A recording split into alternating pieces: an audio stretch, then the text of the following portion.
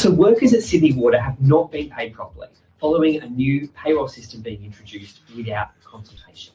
Our members have told us they're stressed and anxious about paying the rent, paying the mortgage, putting food on the table. This is an outrageous way for any employer to treat their workers, let alone one of the biggest public water utilities in the country. Now, despite everything we have done to try to sort this out, we still have serious and real concerns about our members' upcoming payroll this week. Our members and their families cannot wait. We're calling on the government to step in to help us to fix this. We've lodged a dispute urgently at the Fair Work Commission.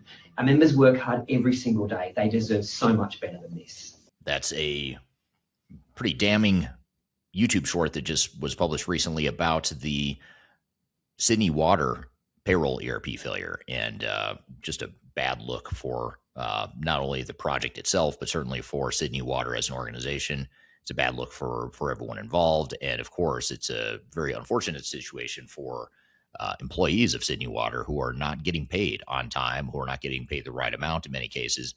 And they're all facing a certain amount of uncertainty as it relates to their paychecks, which if there's one thing you don't want to mess with in technology, it's people's pay. And that's exactly what Sydney Water is experiencing. And that's a symptom of a deeper problem.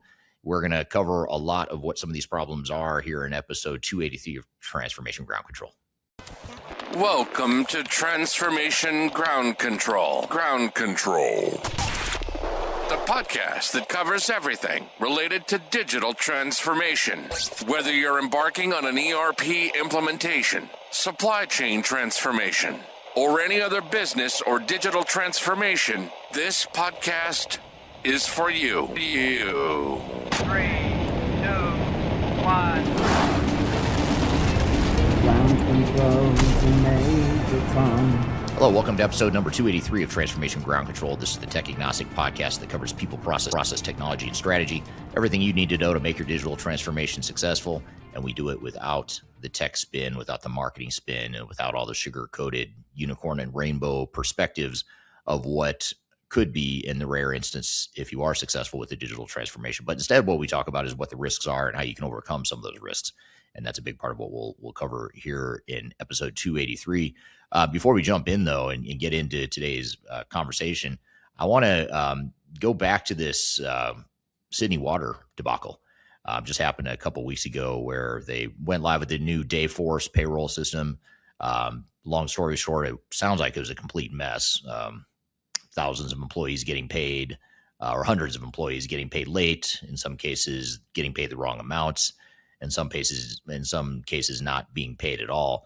And that video I just played you at the top of the episode before the intro was from the ASU, which is a labor union based out of Australia. So now you've got the labor union all worked up. They're calling on the Australian government to step in and intervene.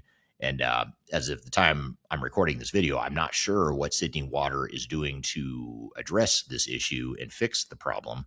I imagine they're probably going to have some manual workarounds, maybe even revert back to their old system. I think if I remember correctly, one of the articles I read about this was talking about how the union is suggesting that they just go back to the old system that they were on before, the old payroll system before they went live with Dayforce.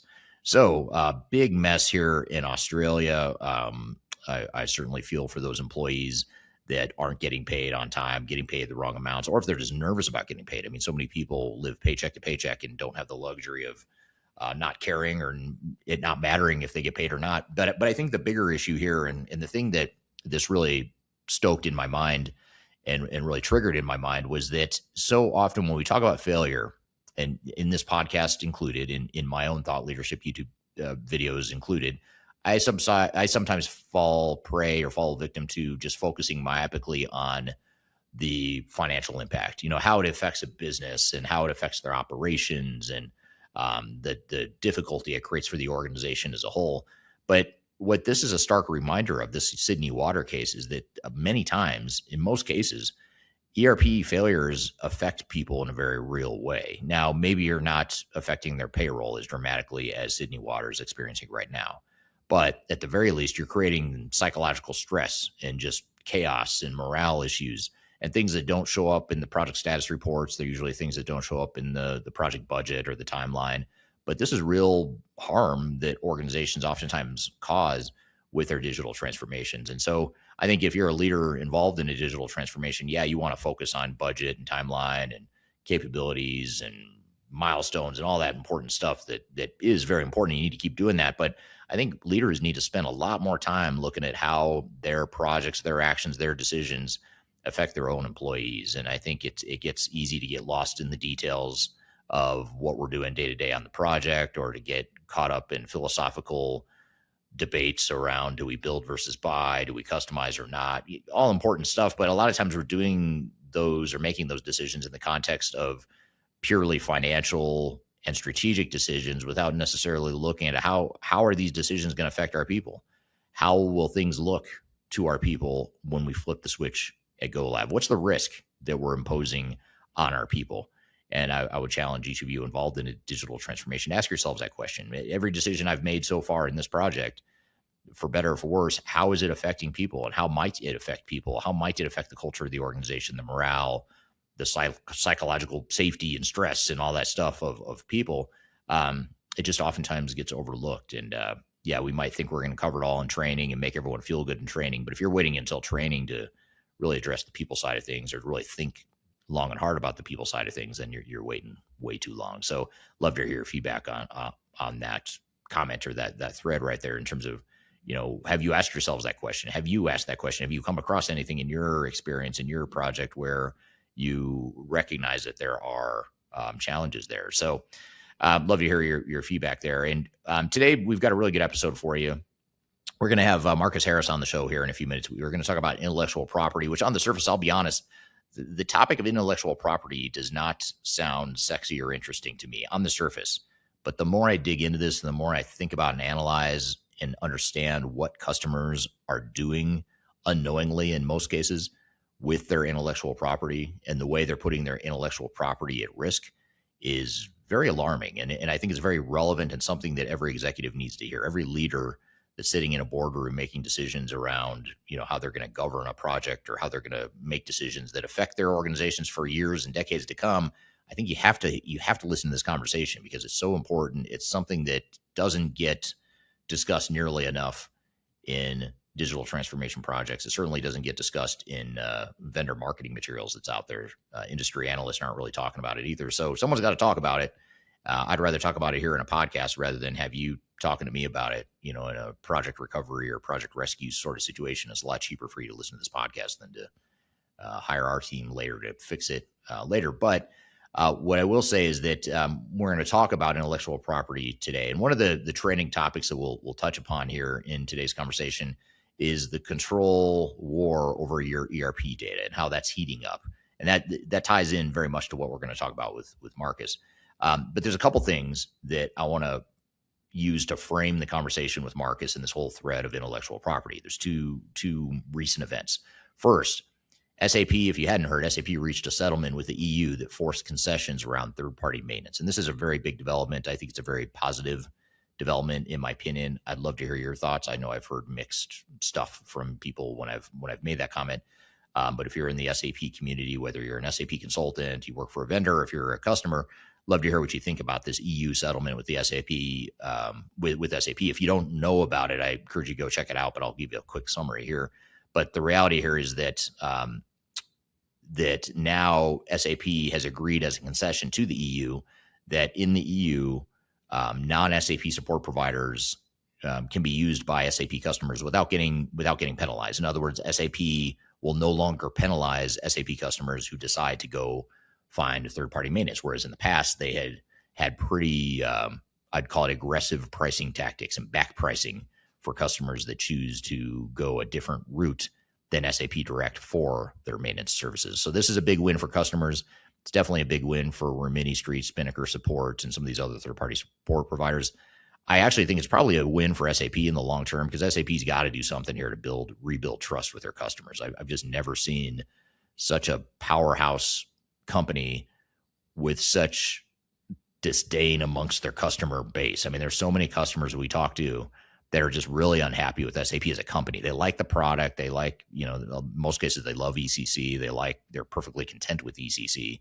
But now as they make this journey to S4HANA, which is the more recent version of SAP, there's just a lot of distrust in the ecosystem. I think it's going to harm SAP long term. SAP needs to figure out a way to be more customer centric and friendly. You can do that and still be profitable, still make your investors happy. You don't need to be as aggressive as SAP has been, in my opinion. So that's good news. EU and SAP agree on the settlement to where now getting third-party support in the SAP world is more feasible. It's less of a penalty from SAP. And if you're not in the EU, I would still point to the EU settlement as an expectation you have of SAP.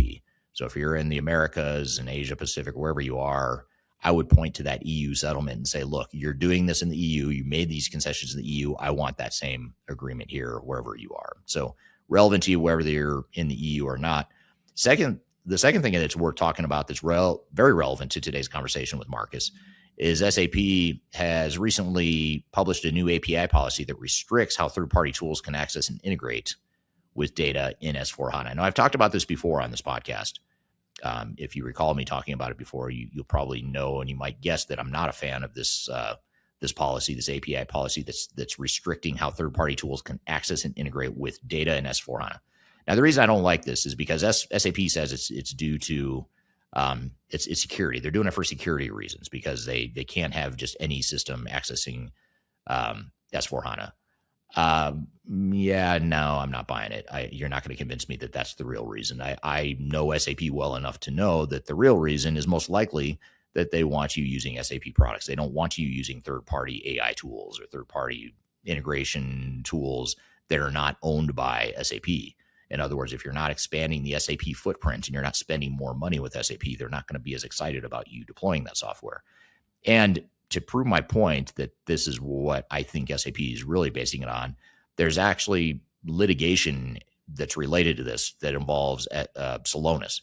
Celonis is a business process mining software provider. So business process mining, if you don't know, it's a technology you can install or use within your organization, and it'll use a web-based tool to go essentially crawl your systems, your technologies that you're using, and it'll look at the transactional databases and tell you what your actual processes are, what your actual cycle times are. It'll just show you how people are really using the system in terms of the volume of transactions, the deviations from what you think are the standard transactions, the time it's taking to complete certain process flows. It gives you actual data based on the systems you're using. So Celonis provides this business process mining tool. Celonis had historically been able to access S/4HANA along with other ERP systems. And when I say S/4HANA, I'm not sure if, to be clear, I'm not sure if this is related to S/4HANA, if it's related to ECC or both. So let me just paraphrase or rephrase that by saying that it's related to SAP products. I'm not 100% clear on which exact ones, but Celonis is suing SAP over this issue that in the past, Celonis had been able to access and tap into SAP products to do its business process mining, but then SAP bought a competitor of Celonis called Signavio. Now SAP owns Signavio, and they've since said that Celonis can no longer access SAP data. So now Celonis is suing over this.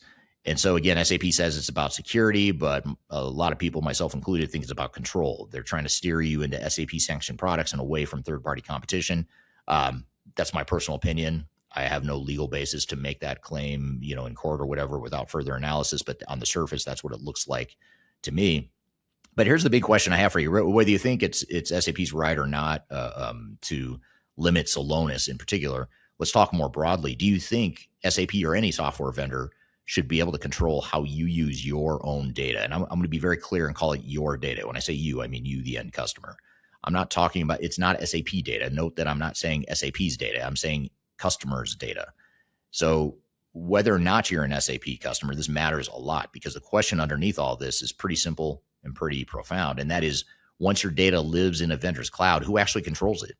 You or them? Who should control it? Who actually does and who should control the data in the system, the software vendor or you? I'd love to hear your feedback in the comments below. Let me know what you think. Who owns data in a cloud system, the vendor or you? Let me know what you think below. So while you're digesting that, while you're thinking about that, the answer to that question, I'm going to be joined today by Marcus Harris. He's joining me from Taft Law. He's a software attorney. He's a former in-house counsel at both SAP and Infor. And he's the most frequent guest we've ever had on the show. We're going to go deep into intellectual property in the cloud and AI era. And here's a twist. It's not just a legal conversation. You don't have to be in litigation or concerned about contracts to care about what we're going to talk about. I want to ask him a bunch of questions that, yes, they do have contractual and legal implications, but we're going to get into this gray area of intellectual property and competitive advantage and secret sauce and data. There's a lot of stuff in what we're going to talk about here today. But in this conversation, we're going to show you how companies are quietly and slowly giving away control of their competitive advantages, their secret sauce, without even realizing it. Now, before I bring Marcus on here in just a minute, one more thing I want to mention before he comes on is Digital Stratosphere 2026. It's our annual tech agnostic conference. It's coming up in September. It's coming up fast. I can't believe it's already just a few weeks away. September 9th through 11th in Denver, Colorado. It's 3 days of no spin, vendor neutral conversations on ERP, AI, and digital transformation. And Marcus, who is about to join us, is one of our keynote speakers. His company, Taft is also a sponsor. He has spoken at and sponsored every single Stratosphere since the beginning of doing these conferences. So you can go to stratosphere2026.com, use the promo code earlybird20 for 20% off. You can join in person in Denver, or if you aren't able to make it physically in person, which you hope you can, but if you can't, you can also join remotely, virtually, online as well. We'll stream it live. We'll take audience questions in person and virtually. So be sure to join us. So let's get into it. Let's get into the conversation with Marcus Harris. Again, Marcus Harris, he's an attorney at Taft Law. He has the distinct honor and I dare I say privilege of being the most frequent guest on this podcast. And he's also the most frequent speaker we've had at our Digital Stratosphere conference as well. So Marcus, thanks for being here today. Well, thanks for inviting me. I always enjoy talking to you, and it's a pleasure and an honor to be the most frequent guest on your show. And we always have good conversations. And I think, we were talking a little bit before we jumped on here, and I think, we could talk about these things for, hours. And we probably should have recorded some of our conversation previously, but I'm excited to talk about those things. My name is Marcus Harris. I'm a software and technology attorney with a particular focus on drafting and negotiating ERP-related contracts and litigating failed ERP projects and digital transformations, really nationwide, in courts and before arbitration panels. And I think I was in-house at a couple of software companies, SAP and Infor, early in my career. And so, I got a little bit of a unique perspective on some of these issues and the way that the vendors typically will look at these issues. And today my practice, we're on the other side of these transactions on a consistent basis, both transactionally,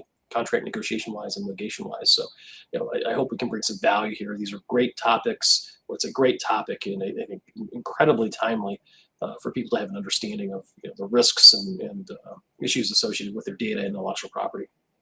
Yeah.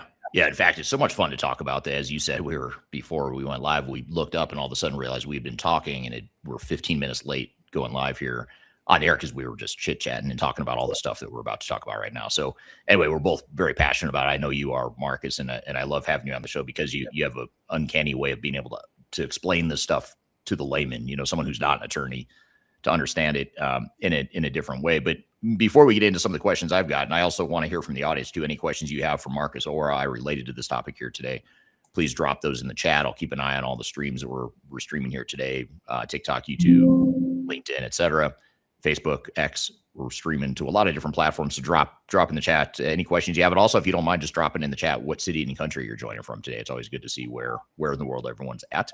But before we get into some of the questions from the audience and myself, I know, Marcus, you've been doing this for 20 years, negotiating tech contracts, litigating failed ERP projects. You also worked in-house as internal legal counsel, both at SAP and Infor. Yep. And from that vantage point, what do most companies fundamentally misunderstand about who owns their IP once they move to the cloud? Yeah, I think companies really fundamentally misunderstand that this concept of moving to the cloud really means, in a very real way, that they're giving up control. Okay, they're giving up control of what I would view as their most valuable commodity, which is their intellectual property.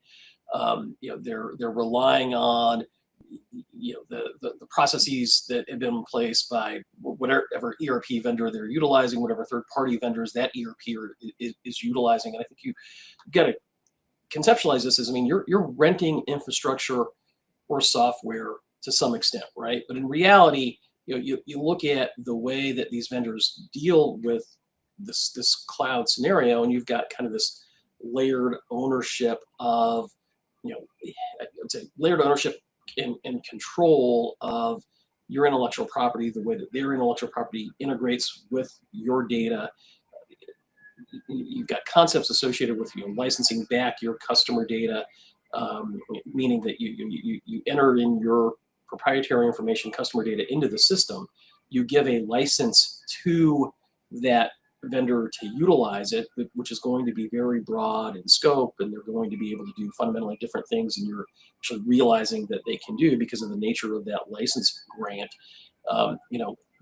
They're able to create potentially derivative works of that material. They're able to use it to train their models on, and so you've got this kind of layered system of what you actually retain control of your data to do, in really a loss of control. And I think that fundamentally is not something that anybody's really thinking about.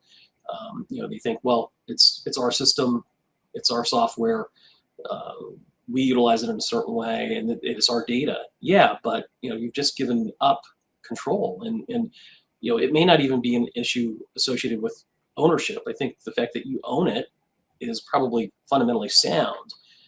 Though there's nuances that we can talk about with respect to that, but it's who controls what you do with that data, and what kind of charge or fee or revenue generating event is there for you accessing data that's in your ERP system just by the fact that it's in the ERP system. When you look at lawsuits filed against SAP and others, where that has become a fundamental issue. So I want to note a very important distinction that Marcus just made, because almost every executive gets this wrong. And that is that owning your data is not the same as controlling your data. Those are two different things. Yes, you might legally own your data. Technically and legally, maybe your vendor can't use that data without your consent in any other way other than just transacting processes. But that doesn't mean you control the data. And as I talked about earlier in this episode, I talked about the SAP API policy, where they're limiting how customers and when and where and if customers can use their data outside of the SAP footprint and ecosystem and the sanctioned ecosystem that SAP approves. I have pretty strong opinions about this. I think you probably know what they are. I'd love to hear yours, though. And here's why I have such a strong opinion here, because it's a trap. It's a customer trap. When you move to the cloud, you'll ask the vendor, is this our data? And they'll say, yeah, absolutely. It's your data. And again, technically, contractually, legally, they're right. You do own it. So you figure, okay, how difficult can this be? How much of a problem could this really be? But ownership isn't really the real question here. The real question is, who controls it? Do you have control of your own data? When your data lives in the vendor's cloud infrastructure, you have to ask yourself a bunch of questions. Who decides what you can integrate with it? What does it cost you to access your own data through a third-party tool? Are you going to pay for access to your own data? Chances are pretty high that you're going to, whether it's SAP or any other ERP vendor. What broad license did you grant the vendor to use it, including creating derivative works or training their AI models on it? That's a big one too. So many customers now have opted in to allow their ERP vendors to train their AI models on customer data. Now, on the surface, yeah, in short term, it's not a huge deal, right? Short term, big deal. Yeah, I want AI, right? I'm excited about AI. So in order to get AI, I feel like maybe I can or should need to train the vendor AI model or help train it. But what you're doing is you're just giving that advantage now. You're giving it away. You're taking your internal tribal knowledge, your internal intellectual property, and you're transferring it to the vendor, who then is going to transfer that to other customers and your competitors, by the way. So that's a big deal. I don't know why more chief legal officers, internal counsel, CFOs, internal auditors, I'm not sure why more people aren't stepping up to wave the red flag on this issue. If you are an auditor, if you're internal legal counsel, if you're a CFO, if you're an executive of any sort, just start asking these questions because they're really important ones. And by the way, I always go back to when I was in grad school getting my MBA, one of my favorite models, just because it's so simple and so fundamental to business strategy.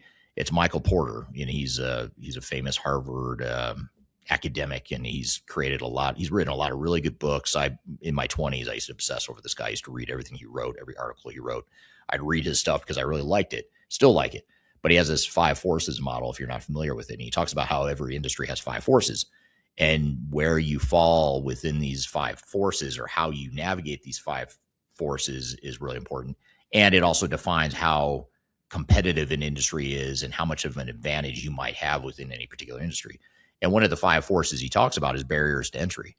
How do you create high barriers to entry so your business model isn't easily replicated? And it's such a fundamental, basic thing. But I look back to, learning that in the 90s, thinking how brilliantly simple it is, but how important it is. And now you fast forward 30 years and I look up and say, why are so many executives just totally disregarding that idea and doing the exact opposite, which is I'm going to actually create lower barriers to entry for my competitors. And not only that, but I'm going to give them the tools. I'm going to help build the tools for them to make their jobs easier to do what I do really well and differently. I'm going to allow the vendors to create more of a homogeneous, easy to access, easy to enter industry for me. I would invite you to pause the podcast right there, stop and think about that for a minute, especially if you're an executive, and look around you and look at the decisions you're making, and look at, maybe unknowingly, is my team doing that? Is my team right now creating lower barriers to entry, which, by the way, is not a good thing. Your job is not to create lower barriers of entry for your competitors. Your job is to protect your competitive advantage. Your job is to erect barriers to entry so that it makes it harder for people to replicate what you do, so that you can take care of your business, take care of your employees, take care of your investors, take care of yourselves. And so many executives are doing the exact opposite of that right now. So that's the thing you've got to ask or think about as you think through some of these questions about data and control. And one more question I'll ask for you, somewhat rhetorical, but I'd love to hear your comments below. And that is, what happens to a critical business process if the vendor changes the software on their schedule, not yours? So in other words, they might change the software, whether you're ready for it or not, whether you want that change or not. You have no say. You don't have a say in most cases on whether or not your operations are going to change. So right now, you might be looking at demos from a software vendor and say, that's perfectly fine with me because I love the software. It's a great fit for what I need. And let's just say that's true. I would challenge you to and say there's probably a lot under the surface you're not catching that maybe isn't a good fit, and that's where the real risk is. But let's just say it's true. It is a perfectly good fit for your organization right now.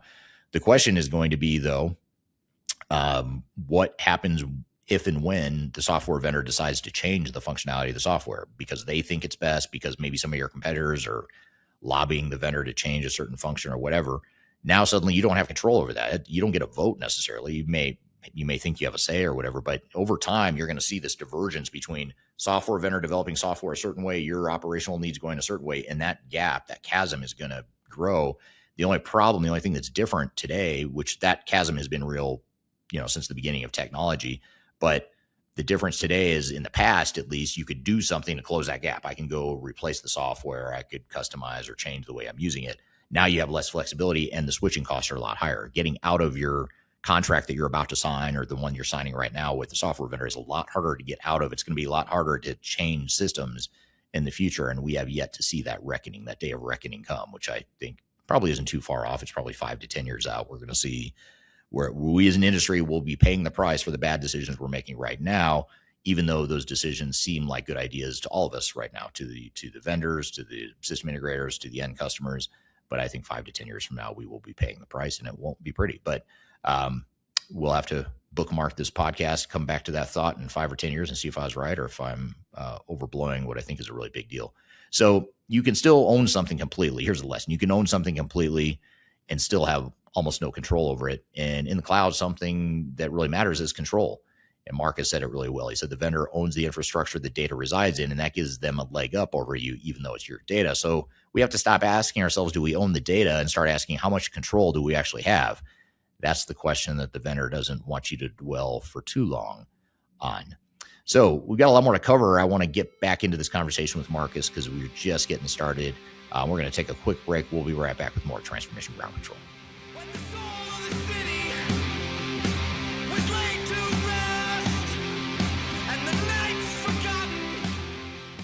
If If you're about to embark on the jungle of digital transformation, check out my new book, Welcome to the Jungle. It's a book that just came out in late 2025. It's my second book, and it's a book that focuses on digital transformation failure case studies and talks about the lessons and takeaways from that.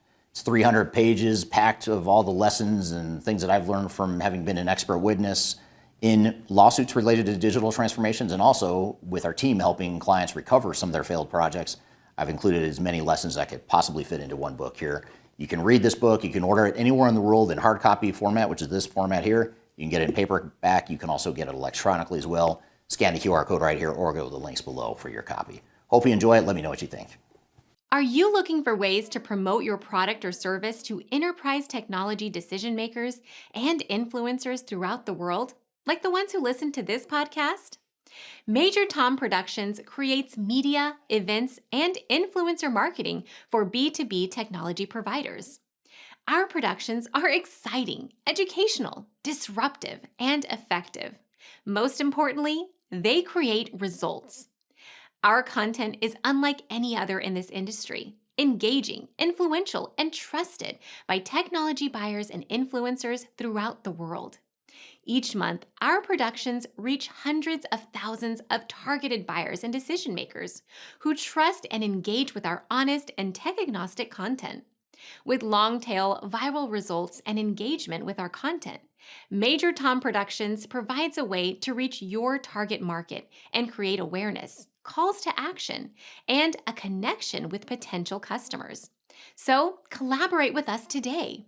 Learn how we can feature your product or service on podcasts such as Transformation Ground Control, Journey to S/4HANA, and Journey to Dynamics 365. We can also feature your brand on our YouTube channel called Digital Transformation with Eric Kimberling, which boasts over 100,000 subscribers and over 2 million video views per year. You can also participate in our in-person events, including our Digital Stratosphere Conference. Contact us today to learn more. We can tailor a marketing campaign that works for you. We look forward to helping more people learn more about and become engaged with your brand.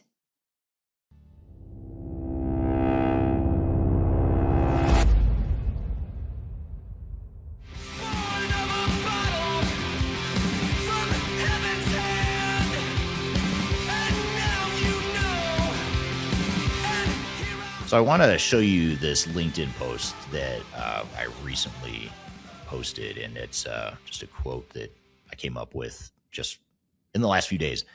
And I want to get your feedback on this because I think it's really relevant to today's conversation. And that is, in a world that demands flexibility and hyper-personalization, cloud ERP and SaaS systems are forcing rigidity. It's simply not sustainable. That's my opinion, and I feel more strongly about this over time. I can't help but look at what's happening with look at Netflix, for example. Netflix has mastered this idea of delivering such a highly customized, highly personalized experience to its customers. And you could argue all day that, well, that's different. That's content. That's different than creating highly customized manufactured widgets or whatever. But I would argue to you, I'd submit to you that, the types of manufacturing companies we work with, the types of financial services companies we work with, even the government entities we work with, aerospace and defense. I mean, we look at all these different organizations we work with, and most of them are pursuing flexibility. They're looking for ways to satisfy their customers in very unique and different ways that is very different from their competitors. So going back to that quote, the world around us, in my opinion, is moving towards flexibility, towards hyper-personalization, hyper-customization. But yet the enterprise tech space is going the exact opposite direction. I can't quite get my arms around how that movement is continuing. Now, on one hand, I kind of get it because the money is there. Investors, if I'm an investor in a software company, I fully believe in this homogeneous, vanilla, generic technology model because it's so scalable. It's way more scalable to deliver a software product, or any product for that matter, that's very homogeneous. Ford back in the early 1920s mastered the art of mass production and creating Model Ts that were all black. And that was sort of their half joking comment, was like, you can have whatever Model T you want as long as it's black. because they mastered, the homogeneous way of producing black Model Ts at scale. Well, over time, obviously, we would fast forward 100 years. Now we all have different models of different cars, and even the same model has different variations, a million different variations. We can custom order our own car. Most manufacturers that we consult to, most manufacturers that I work with in my personal life, ordering products, most cases, I can get highly customized products, but yet ERP vendors are out there pushing, and customers, what's even worse, the customers are buying this model that's hamstringing them in many ways, to a old model, to an outdated model. I would compare it to the 1920s. We're acting like it's the 1920s and we're selling Model Ts. That's essentially what the ERP software industry is doing, in my opinion. But tell me what you think. Do you think that's right or wrong? Do you have a different take on that? And speaking of opinions, let's get back to the conversation here with Marcus. We're working with clients. A lot of times executives have this misnomer, this false belief that, the software is going to solve our problems in terms of giving us the answer in terms of how our processes should work, how our workflow should work, et cetera. And while that's true to some degree, it's giving you a tool set that might make your processes better. Just there's a fine line between leveraging the strengths of a software versus completely handing over control of your own operations, and your workflows to software vendors. And it's a fascinating dynamic. It's sort of an organizational, not a dysfunction necessarily, but an organizational behavior sort of thing where executives want easy, technologists want to sell easy to the executives, and it all sounds good to everyone until you realize, wait, we no longer have control over our own operations, our own workflows, because now the vendors they're going to upgrade the technologies in what you think is going to be a good way going forward, but it may or may not be aligned with what you need longer term. So I think that's the control thing that's hard to see until you get into it. Yeah, and I mean, I think you've got to anticipate that and have people on your team that understand that that's a possibility, and try to contract around that. The goal is, in any contract that I negotiate, is to maintain as much flexibility as possible. You want all the indicia of ownership of that data, of that intellectual property, of the tool that you're accessing and utilizing, the software tool, the ERP set, without actually owning it. And that's a fine line to walk. If there's some key process that is important to your business, that the software has specific functionality that gives you a competitive advantage or is critical to your business, and because this is in the cloud, that functionality is modified, it's diminished in some way, or it's just different, that blows out that particular business process for you. What do you do, right? Yeah. You just spent hundreds of thousands, if not millions of dollars on a piece of software functionality, and now it's changed, and that fundamentally impacts the way that you do business. You've got to account for that. And that goes beyond just owning the particular data or the intellectual property, but it goes to what you were saying about workflows and processes. Yeah, and it's interesting because when I first hear the term IP, I think data. I think competitive intelligence, like information about your customer list or your product information, really sensitive proprietary type stuff.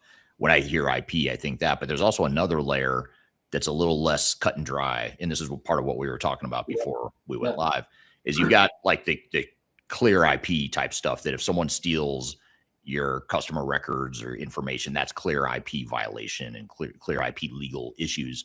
But what we're talking about here is a little more nuanced, where it's like the vendors probably aren't going to get sued for taking your IP, but you're unknowingly giving them control over your IP in a lot of different ways. Right. What do you think about that? Well, I mean, I think, look, you can break this down into a few buckets, right, of what kind of control you're giving up. And I think you're giving up broad rights to really use, analyze, and in some ways aggregate your own data and your own workflows, right?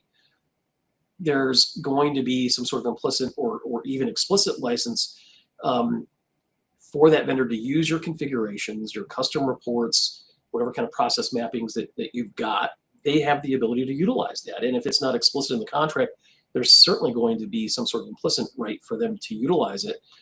And you may not know what they're using it for. And I think it's an issue of giving up control of your intellectual property, proprietary information, data, trade secrets, And to the extent that they're going to use all of that information to train their artificial intelligence models, I mean, that's got huge implications for not only for your competitiveness, for the viability of your trade secrets, and really even potentially the ownership of your intellectual property. And that's without them taking it.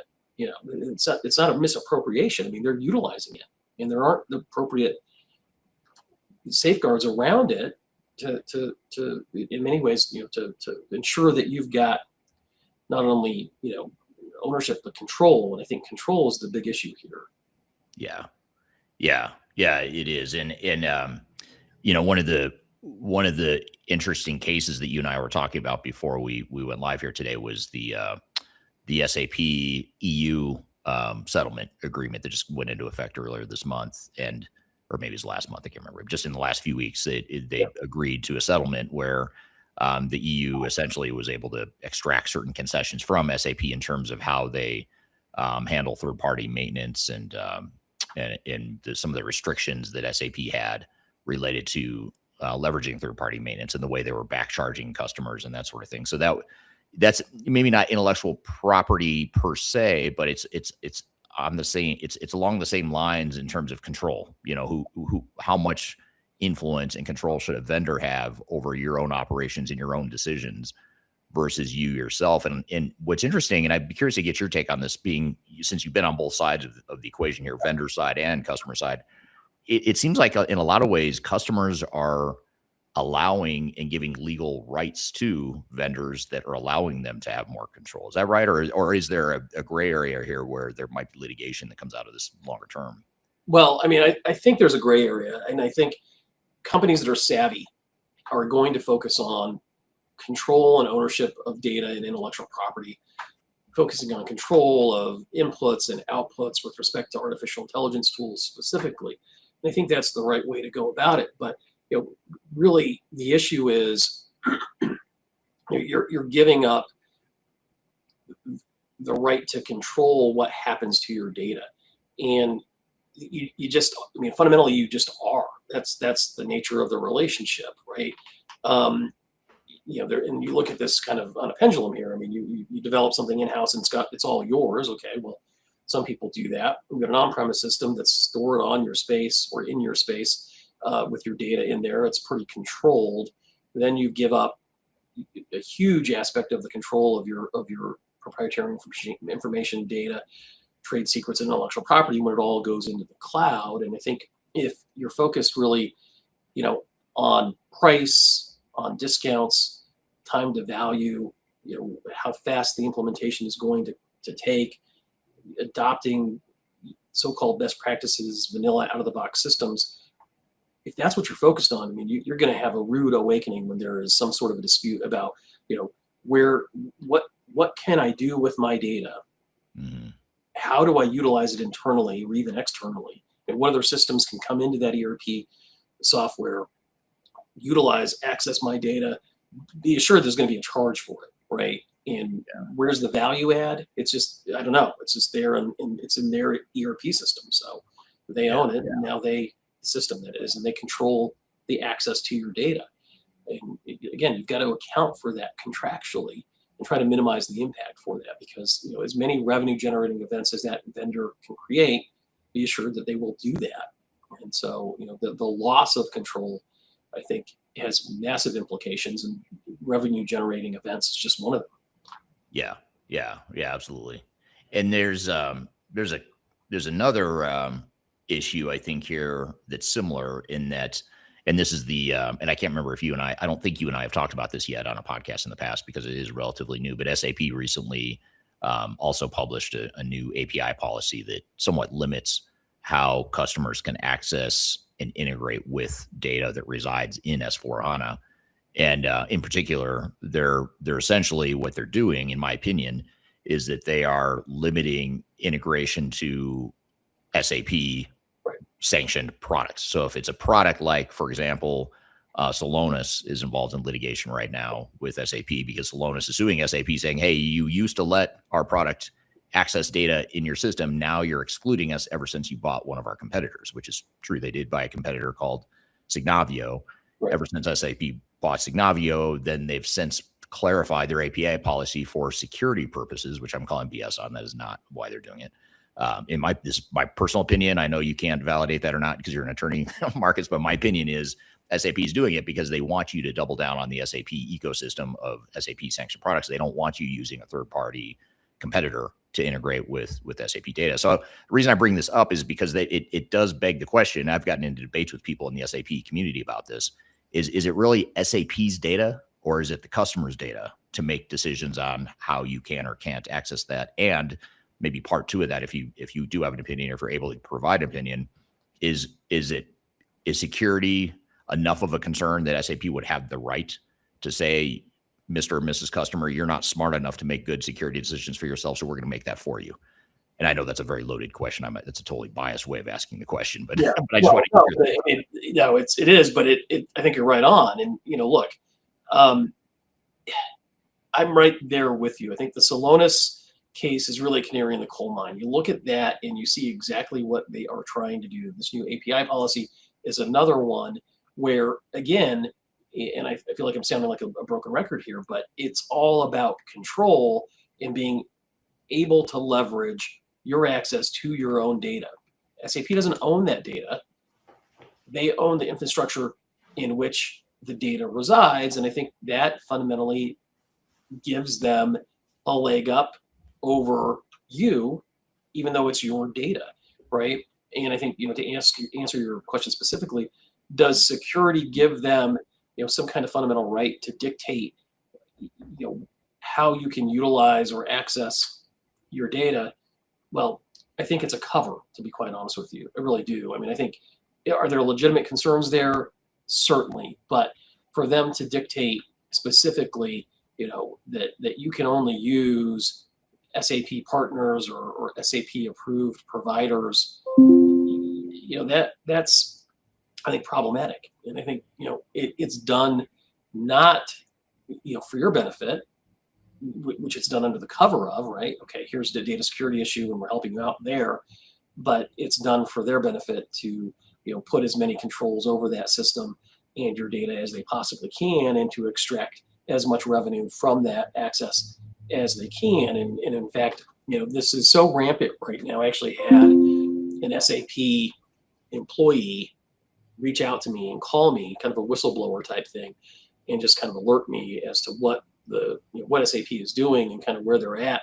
I don't know what I can do with this information, but I mean, I think it's interesting that, they don't, even their own people to some extent don't see where the value add here is and think it's problematic and not good for their customers. That's pretty telling. Yeah. And I think, these are all, when we talk about these things, I think it's important to set the context of why it's so important. I mean, to be clear, I'm not suggesting in any of these conversations or these risks, the risks that we're identifying, I'm not saying that necessarily means that you should not deploy SAP or you should not deploy an ERP system of choice.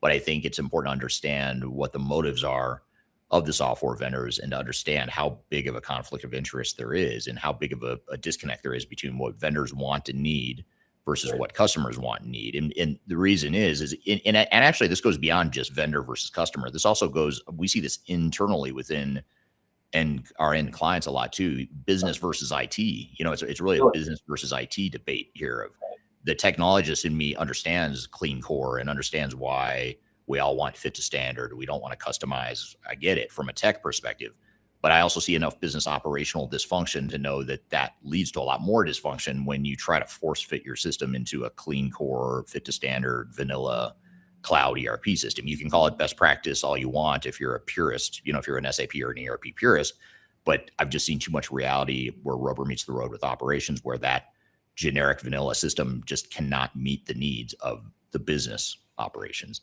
And I think that's the real rub here. Well, I think it really is a rub. And, the benefit to the vendor is that they get to sell, what is perceived to be, a cleaner way of integrating and implementing that software that's going to cost you less money. It's going to take less time than traditionally it would have because they've got, I don't know, whatever you want to call it, SAP Rise, Clean Core, all these marketing buzzwords around the implementation process, which are all designed to make it seem less problematic or less complicated than it actually is, which I think does a few things. One is it sets up an unrealistic expectation that it's going to be easier or more simple than it really will be. And so the customer then devotes less resources than it otherwise would have to the implementation, thereby, creating the likelihood that implementation is going to be more difficult and take longer and have more issues than it otherwise would have. So there's that. I think, there's also this issue with, standardization, vanilla out of the box, kind of the unrealistic expectations associated with that. And, I will tell you that when these things fail, often it's because, there was an over-reliance on this out-of-the-box mentality by the integrator or by the vendor. And then when they go live, the software doesn't do all the things that it needs to do because there wasn't appropriate customization or modification of that system to address gaps in functionality. And the response is, well, you've got to change your business to adapt to the software. And we see lawsuits like this where, well, the vendor washes, or the integrator rather, washes their hands of any problems that were supposedly in the implementation, saying, well, you didn't follow the process. You wanted to replicate what your old process did. And I think there's truth to both sides of that, saying, well, you can't over customize, and also say, well, we need to customize the system to accommodate our unique ways of doing business. And the whole irony associated with this is, if you've got some sort of secret sauce or some sort of competitive advantage, and the vendor is telling you, don't worry about that, just adopt this out of the box, uncustomized system, you're going to preserve your ability to upgrade, you're going to be financially better off in the future. There's some truth to that. But what are you giving up? You're giving up what differentiates you from your competitors, and especially in the context of artificial intelligence. If you're putting all your workflows and your processes into these tools, and they're learning based on your data, and that output is available to everyone that's utilizing the system in your space, what have you just done to your competitive advantage and your trade secrets? That's a huge issue. Yeah, and it is interesting, and you and I were talking about this before we came on the show live a few minutes ago. But one of the things that fascinates me is, if we back up for a second and just say, what is the job of a leader within any organization? Right. They are certainly responsible for saying, hey, it's time for us to modernize our tech stack, which is what a lot of leaders are finding right now. But beyond that, they also, their job, I would argue, is to protect their intellectual property, not just in a way that doesn't get them sued, which I think that's where I've, a lot of discussions I've had with you or questions I've asked you before have really centered on, data and things that you could get sued over. But here we're talking about something that's like, it's not tangible. It's not easy to see, but it's almost like you're quietly giving away, or you're slowly giving away your secret sauce. It's sort of leaking out of the organization now because you're passing it on to a vendor. You're passing it on to your competitors unknowingly, because now you've trained the AI model that the vendor uses with your competitors. You've trained that same AI model to help your competitors. It may be helping you too, but you're also helping your competitors. And you have to look at that and say, am I being a good steward of my intellectual property and my core strengths and competitive advantages and things like that? It's not, and this isn't a tech discussion. This is more of a strategic conversation. I think that's what makes it so difficult to have the conversation. Yeah. And I think, you look at this and what are you giving up, right? You're giving up your differentiated advantage, and that essentially is disappearing into the vendor's standard configuration, right? So you've given up what makes you a key force in your industry that differentiates you from your competitors. You've given that up for the sake of efficiency. And, what's the cost benefit analysis of that? I'm not really sure, but you've got to quantify that in some way, because I think what executives are focusing on the bottom line of the implementation, right? They want the biggest discounts. They want the quickest time to go live.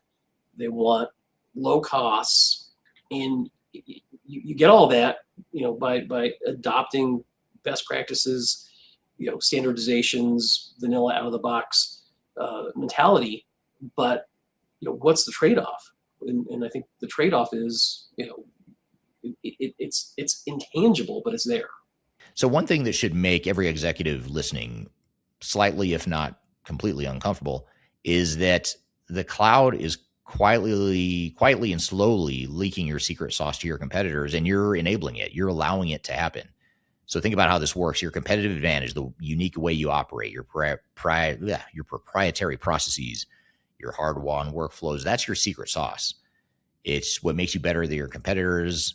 And in the old on-prem world, you built that into your system and you controlled it, and everyone was happy and everything was fine. Well, then the cloud came along, SaaS came along, vendors came along and pushed really hard on this concept, this idea of vanilla cloud. And now we're moving to a vanilla cloud system with AI on top. You feed your workflows and data into the vendor's tools. The tools learn from your data, and that learning, the improvements that are enabled by that learning, become available across the vendor's customer base, including your competitors. So think about that. You're training the AI model that helps your competition. Yes, it helps you too, but you've taken the thing that made you unique, and now you've poured it into a shared pool that homogenizes everything towards the same baseline. I'm assuming homogeneize is a word, and if it's not, hopefully you know what I mean. But here's what makes it so dangerous is it never shows up on a status report. It's not a line item. It's not necessarily involving a lawsuit. It's not necessarily a breach of contract. It's just your competitive edge slowly dissolving into the vendor's standard configuration for the sake of efficiency and scale. And here's the kicker: removing technical debt. I'm going to come back to that technical debt point here later in the episode. But so often we view customization as a bad thing. Customization is bad. We should not do it. We should just use vanilla off-the-shelf software. And the technologist in me agrees with that. I think most software vendors would agree with that statement. But we have to look at it from a pragmatic business operations perspective. That's where the idea of vanilla generic AI doesn't work. So we're trying to be more efficient. So it's coming from a good place, but it's not a reason. None of this is a reason to avoid the cloud or avoid AI. I'm not suggesting just avoid technology because you might lose your competitive advantage, but you can be a lot more deliberate than you and other leaders in the space have been. There's a reason for you to be deliberate here. You want to identify your secret sauce, carve it out of the broad data licenses in your contracting. You could put guardrails on what the vendor's AI can learn from, because being a good steward of your IP isn't just about not getting sued. It's about not giving away the very thing that makes you worth beating.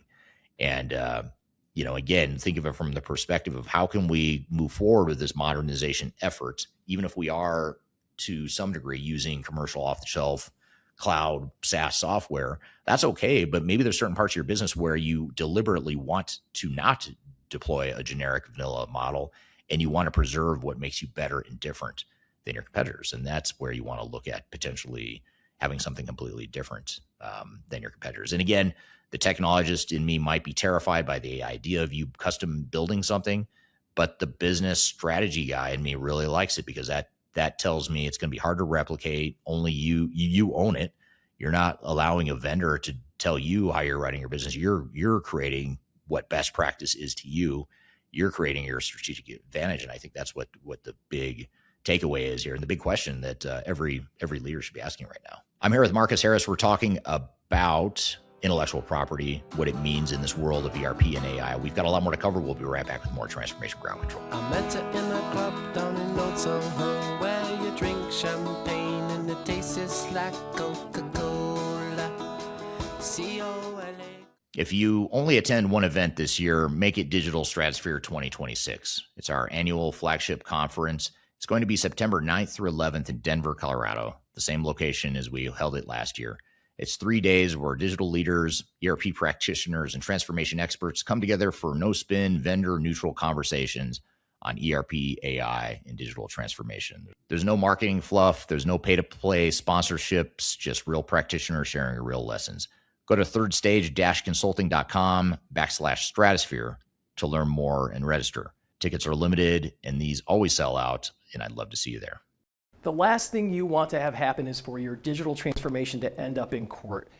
I've been doing this for 20 years and I have seen everything. My name is Marcus Harris. I'm a software and technology attorney focusing my practice on drafting and negotiating software-related contracts and litigating software disputes across the country. Feel free to reach out to us at taftlaw.com. We'd love to talk to you about the litigation process and what you can expect.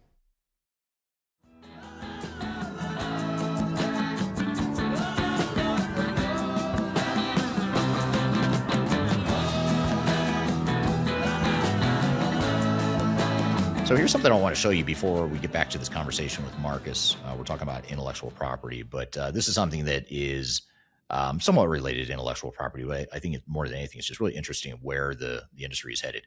Now, I'll admit, before I show you this, I'm going to be honest, I used AI to create this, and it didn't turn out exactly the way I wanted. But essentially what I did, and if you're listening to the audio only version of this podcast, I'll try to verbalize what's on the screen in front of us here. But what I wanted to do is I wanted to analyze just over the last 12 months, what stocks are performing the best in the enterprise tech space and which ones are performing the worst. And actually, to be honest, what triggered this idea was that I would keep an eye on the tech space. And I had noticed recently, I knew that SAP and Oracle, as an example, were struggling. Their stock prices have been dropping pretty significantly over the last 12 months. And I wondered, what are the other stocks doing? So I did a analysis using AI, looking at July 15th of 25 through July 15th of this year in 2026 to look at what was the percent increase or decrease of all the different software vendors in the space. Now, the ones that are doing the best, the top 3 performers, are not the ones that I would have ever in a million years have expected or had guessed. And this is, I'll tell you in a minute where the graphic is broken, but this part's fine. So Datadog is a company that does data migration type stuff. They're up 86%, almost 87% over the last 12 months. CrowdStrike is up 72%, and MongoDB is up 58%. Never heard of 2 of those 3. I know CrowdStrike. I was not familiar with Datadog or MongoDB, yet they're one of the highest performing stocks in the enterprise tech space over the last 12 months. Now, you may be wondering, what about SAP, Oracle, Microsoft, and all those guys? Well, SAP is one of the bottom performers. So SAP is down 46%, Oracle's down 47%, and HubSpot is down 57.5%. And the error in this graphic is that I could not for the life of me get ChatGPT to show the graph the way I wanted to, which is to show the percentages. It's a line graph for those of you that don't see the graphic. It's a line chart, and it just doesn't show the lines to scale, and it doesn't show them relative to one another. The percentage labels on the slide are correct from what I can tell in all the analysis I've done, but the visual representation is not. But the theme here is relevant. So that's interesting. I don't know. I'd be curious to hear from you all what you think. Would you have expected, SAP, Oracle, HubSpot to perform better? One interesting one that I looked up in this, and it was more of a middle of the road sort of result, was Microsoft. And what's interesting about Microsoft is even though they're an enterprise tech provider, they're pretty well diversified. I mean, they've got Copilot, they've got D365, they've obviously got Microsoft Office. They're building heavily. They're involved in obviously AI infrastructure. So I think they might be a little different because they are so focused on AI and diversified enterprise tech services that they're actually doing better than a lot of vendors out there. But I just thought that was interesting. And let's get back to this conversation with Marcus. We're talking about intellectual property as it relates to this world of ERP, AI, and cloud. Yeah. And, it's not something that shows up in a project status report or a board deck that you're going to go present to your steering committee or whatever. It doesn't show up there. And that's what makes it so tricky. But it's absolutely true. And it's absolutely happening to a lot of organizations without them realizing it. And, Right. I mean, your unique way of operating is what makes you successful. And if you're kind of, all devolving towards this homogenous baseline where that no longer exists, that just seems fundamentally wrong. Yeah. And one thing I've noticed too, and this again is not just the fault of software vendors, I think it's also the fault of technologists in general, even the ones that work for the end customers internally. But one thing I've noticed is this labeling or this marketing spin that the vendors have done a really nice job with. It's highly effective, but it's very destructive in my opinion. And that is to label some of your secret sauce and your intellectual property, your competitive advantage. You label that as technical debt. You say, well, that's technical debt. You built the system to do something that's unique to you, and that's just technical debt. Debt is bad. You need to get rid of it. And to me, that's really dangerous. And again, that term is brilliant. Whoever came up with that term and decided to deploy it across the industry is very smart. They know exactly what they're doing when they say technical debt because it has such a powerful connotation. But in my opinion, it's too powerful in the wrong way because it's focusing on the wrong thing, which is customization is bad. I need to go to a modern vanilla system. And by the way, what also gets lost in this whole thing is all you're doing is just you're building new technical debt. You're spending money on new technical debt that 5 years from now or 10 years from now, you're going to say, well, that's technical debt. We got to replace it. So you got to get out of this hamster wheel of thinking I got to get rid of technical debt because you'll never come out ahead. But that's a whole nother it's a whole nother story. But what are your thoughts on that? I mean, it seems like, and again, this isn't necessarily something that leads to litigation or the need for an attorney, but it is very important to understand that.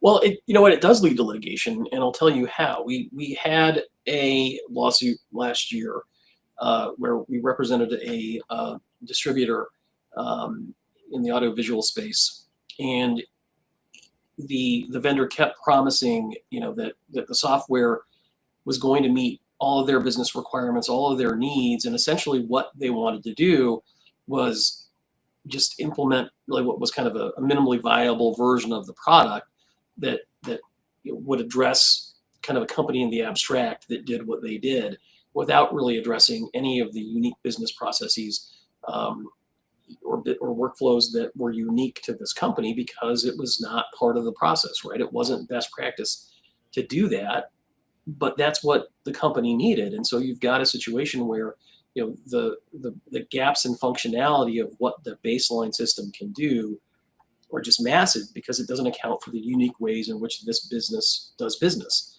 And so that leads to allegations of fraud, negligent misrepresentation, breach of contract, breach of warranty, and it becomes difficult to defend those cases in some ways, because you're right, this term is a brilliant term, right? Technical debt. How do you argue that all of this one-off customization that you've done to your system to account for unique ways that you do business is really efficient and a best practice? I mean, in the broad scheme, maybe it's not, but for this particular business in this particular industry, that's what differentiates them. And for them, it is a best practice. So how do you kind of balance those two needs? Yeah. It leads to massive problems. So I want to bust a myth here very quickly. And the myth that I want to dispute and the statement I want to make, or the claim I want to make, is that technical debt is one of the most effective and most dangerous marketing weapons in the entire industry. It used to be, in my opinion, it used to be best practices. It used to be best practices just drove me crazy. It still does, but it's sort of lost its luster over the years. And you can only be triggered for so long before you move on and get triggered by something else.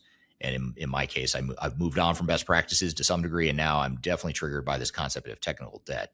But because it's I think the reason I don't like it, and the reason it bothers me, is because it is so effective. It's sort of like a misleading or a gaslighting term that it's not true, but is so darn effective that it drives you crazy. And that's the case for me with technical debt. Now, I've been in arguments with people, or debates, I should say, with people in the industry that totally disagree with me and say, no, technical debt is a real term. It has real meaning. And I agree. I've studied the history based on that debate. I did study the history. I understand where technical debt originated, where the concept comes from. I know what the intent in the meaning of the word is, but the way it's used and the way it's viewed so one-dimensionally is where I think leaders get into a lot of trouble, and people make a lot of bad decisions based on it. And here's the sleight of hand I'm referring to. The sleight of hand in the word technical debt is the operative term being debt. Debt is bad. Debt is something you're obligated to pay off. So when a vendor or consultant points at your customizations, the ones you built to run your business your way, and calls them technical debt, they've framed your competitive advantage as a liability you're required to eliminate. And how do you pay off technical debt? Well, you buy new software. That's just a convenient answer to the debate of if there is a debate of what do we do about technical debt. Now, many of you listening may be saying, okay, Eric, that's assuming that customization was done for a reason. And I'll give you that. Most organizations we work with have a combination of technical debt or customization that was not necessarily, like, there was no real good reason for customizing the software the way they did.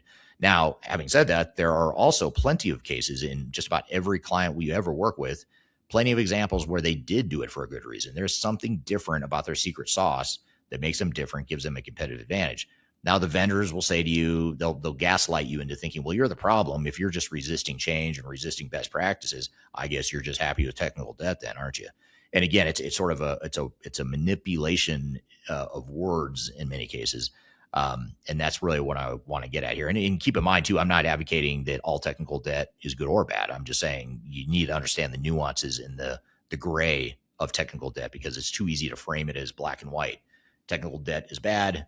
less technical debt is good. I would actually submit to you some technical debt is good. You should keep some of your technical debt. You should intentionally do that, because if it houses your competitive advantage, your unique workarounds, the things that your competitors could not in a million years ever replicate, then keep it. Why would you give that up and just move to a vanilla system that your competitors could use as well? So let's flip it around. In the financial world, I mentioned this a minute ago, debt isn't automatically bad. Smart companies use debt to strategically grow, to invest, to leverage other people's money. And nobody in the corporate finance world says that all debt is evil. Talk to your CFO. Ask your CFO, is debt always bad? They're probably going to say, well, in moderation, it can be effective. You could use it, if you can use other people's money and not get too overextended or over leveraged, that could actually be a good thing. So nobody ever says all debt is evil in the corporate finance world, but yet we do that here in the world of technology. And why do we accept that framing for technology if we don't accept that in the corporate finance world? So here's the part that Mark has confirmed that should get your attention too. This actually leads to lawsuits. When a company gets talked into a stripped down vanilla system that ignores the way they do business, the gaps in functionality show up at go live, and the vendor washes their hands and says, well, you shouldn't have tried to replicate your old processes. That's technical debt. And then in the meantime, the business just can't operate because you've given up all those things that were unique to you, that were important to your operations. Now you've given that up. And then so lawsuits do actually happen as a result of that. So that was a good point of clarification that Marcus made in really correcting me and saying, because I think I framed it as, hey, this isn't necessarily a lawsuit legal issue. And he corrected me and said, no, actually it is. It can be. So that was a really good unpacking of how this concept can actually lead to not only failure, but potentially lawsuits too. So the other thing that another little dirty secret, I should say, in the industry is that even if you rip out all of your so-called technical debt and move to a shiny new vanilla cloud system, you're just building new technical debt. 5 or 10 years from now, someone will point to that system and say the same thing. It's like a hamster wheel. And in fact, I think it's even more risk nowadays, because I think with AI especially, the monolithic single ERP model is dying. I just don't think it's going to be around for much longer. And I've actually been wondering for 10 or 15, 20 years now, what would come after ERP. And I think we're finally at the point where we're seeing the end of a life cycle, and we're on the tail end of that life cycle of ERP. So if that's true, if you think there's a reasonable chance that statement is true and that risk is true, then why would you double down on the model that may be completely obsolete? It's like it's like if you were in the early 2000s or early 2010s, if you remember back then, it'd be like back then saying, you know what, I'm going to invest in a bunch of new mainframes. Like imagine doing that in 2015. 10 years ago, you would have said, hey, I'm going to invest in a bunch of mainframes. These mainframe sales reps are telling me that I've got too much technical debt. Mainframes are the future. I'm going to invest in it. Well, you've got to think for yourself. And in 2015, I'm being a bit hyperbolic here. I'm exaggerating the scenario, but it to me, I think we're going to look back at 2026, the mid 2020s, and look back and wonder why were so many of us doubling down on this model that was clearly dying. And so that's another reason why I would not trust that you can just get rid of your technical debt and problem solved, because I think no matter what we do right now, we're inevitably creating more technical debt that will need to be repaid at some point in the future. It's just a matter of how long can we get away with it? How far can we extend that technical debt? So when someone labels your secret sauce as technical debt, don't just accept it. You have to ask yourself, is this an actual liability, or is this a thing that makes us competitive? Because for your business and your industry, that customization might be the best practice. What I think was funny, I don't think the person I was debating with thought it was funny, but I had a debate with someone online about, I tried to turn that on its head a little bit, the technical debt concept. And I said, well, let's think of it this way. Let's think about M&A activity or companies that are highly leveraged. There's companies that have financial strategies of using debt, other people's money, to grow their companies. And so how is this any different? I mean, you can use debt debt could be a positive thing. I mean, we all as consumers think, okay, I've got a credit card balance, I've got to pay off or whatever, it's bad. But businesses do it all the time. Businesses always use debt to grow their businesses or to invest with other people's money. So I always view it as you're doing it on the financial instrument side of things. Why not do it with your technology? Is that a terrible thing? And of course you get, people that think that that's pure blasphemy that I would even say that, being in the technology industry, but it's true. I mean, you got to look at where's my real value, and where's the real payoff, and where's the real risk, because you might just be replacing, you might be replacing technical debt, but now you're creating operational debt that's really hard to get out of, and you're sort of trapped in that situation going forward. Yeah. Oh, go ahead, Marcus. None of that is good, right? I mean, none of that is a benefit to the customer. Yeah, absolutely. I want to turn to the audience. The audience has been eerily quiet. I thought I was having a technical issue, which is why I get up to get my iPad thinking I'm not seeing the stream, but now we're finally getting some questions come in here. But there's a whole thread going on LinkedIn right now about what governance framework to use for your public cloud environment and how do you ensure AI governance evolves quickly enough to keep pace with the rapid advancement of AI technologies. I'm gonna shift that into a more relevant topic for you, Marcus, which is, what are the ways that we can still leverage AI in our enterprise technology environments without giving up this control or giving up our IP in a way that helps competitors? Is there a way to use AI in a smart way that actually helps you but doesn't unintentionally help your competitors or take away from your own competitive advantage? Yeah, and I think what you want to do is have an understanding of how their artificial intelligence tools and functionality really works. You want them to be able to explain to you, exactly what they do with the inputs and have some guardrails about what kind of inputs you're going to put into that artificial intelligence functionality. And I think, from a contract negotiation process, a governance process, if you will, which is what the contract is, I think you want to explicitly identify, whatever kind of key workflows that you have, what kind of key processes, and certainly trade secrets, with as much specificity as you can in the contract, call them out. And I think you want to carve those out of any kind of broad licenses that are granted to the vendor to utilize that information. A lot of times the utilization of that data is subject to some sort of broad definition of customer data. And it's just anything that you enter into the system, and they can do with that what they want. And where that's generally problematic when it comes to some of these key pieces of information. But if you, to the extent you can carve them out from that, I think you're going to be in a better position than you otherwise would. You want to have strict use restrictions on what that vendor can do with that information, deletion obligations upon the termination of that functionality, upon deletion upon the utilization of that data. You want to be able to audit your vendor to make sure that they're complying with these contractual restrictions that you put in there. You're going to want to have confidentiality provisions that have limitations on their ability to use that data for benchmarking and the like. That's kind of where I would start. And when I think of governance, as an attorney that negotiates these contracts on a regular basis, I'm thinking of utilizing that contractual process and the framework of those contractual obligations to govern what that vendor can do with that information. And I think if you go down that path, you're setting yourself up for success. I'm here with Marcus Harris. We're talking about intellectual property in this world of cloud, ERP, and AI. We've got a lot more to cover. We'll be right back with more Transformation Ground Control.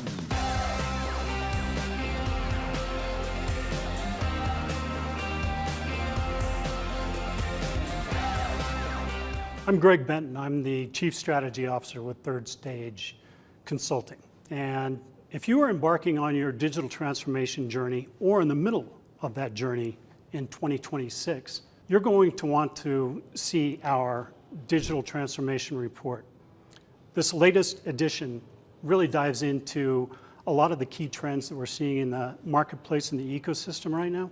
It also highlights a number of the things that are happening with AI being an important component and integral part of the ERP systems that are leading the way right now. Also, the shift toward composable and best-of-breed cloud solutions is really accelerating the decline of monolithic ERP replacement. The opportunity to download the report is found at thirdstage-consulting.com.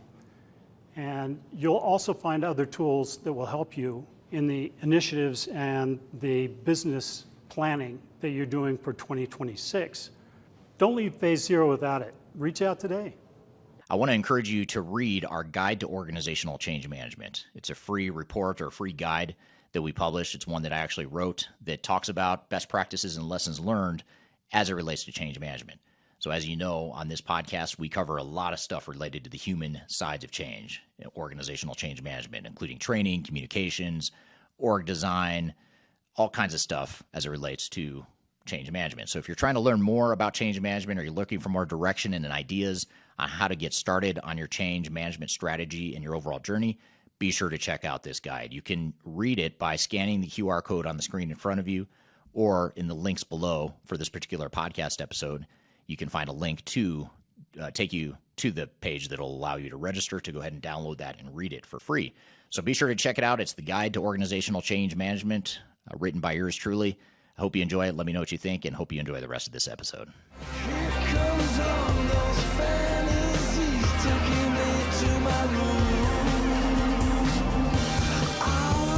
Hello, welcome back to Transformation Ground Control, episode number 283. My name is Eric Kimberling. You can find new episodes of this show every Wednesday by going to transformationgroundcontrol.com. This show is sponsored by Third Stage Consulting and produced by Major Tom Productions. So we're here with Marcus Harris. We're talking about intellectual property in the world of cloud, ERP, and AI. Question that just came in on YouTube that actually is going to set up a whole range of stuff I want to cover with you, Marcus. And this is a comment from John on YouTube. He says, with your 10 worst ERP failures, could those budgets have been better spent building a custom ERP via a software firm or in-house? Amazon, Walmart, and Tesla all did. And I love this question because it's the question itself is, in my opinion, the tip of an iceberg here. Because if we really go underneath the surface here, the question now becomes, let's look at history of enterprise technology and how companies have used enterprise technologies over the last decades. Which ones have been the most effective at growing their businesses, scaling their businesses with technology. And nowhere in my research have I found that there have been some wildly successful companies that grew their companies and became wildly successful because they implemented SAP or they implemented Oracle or Microsoft 365 or something like that. It's usually they created something that is really hard to replicate. And you look at these three examples that John mentions on YouTube: Amazon, Walmart, Tesla. Those are all three really good examples of companies that did the opposite of what we're talking about here today, which is they brought all this stuff in-house and said, we're going to build our own stuff. And I know, again, this is blasphemy for a lot of the technology industry. Why would you build stuff if you could just get it off the shelf? Well, here's why. It's because you're building, you look at what, like Walmart's a great example. Walmart completely revolutionized the supply chain management function back in the 80s and 90s, early 2000s. And they became wildly successful because they were so good at supply chain management. And they didn't do it by deploying SAP. They did it by building their own system, their own supply chain network, et cetera. So anyway, the reason I bring this up is because in the past, prior to say 2020, maybe the late 2010s, in the past, you would have your IP that you developed, your unique aspect of your ERP system. You would deploy it on-prem, you do some customization. Of course, the customization is a pain in the ass and the technologists don't like it. Vendor sometimes doesn't even like it, but you would do it a lot of times because you have a competitive advantage you're trying to retain. Sometimes, yes, you would customize things you probably shouldn't have, you didn't need to, but buried in there is probably some gems, some stuff that's unique to you. But now we're moving to a model that's moving away from that, saying, okay, customization is bad, it's technical debt, let's go to vanilla cloud systems, SaaS, public cloud, whatever you want to call it.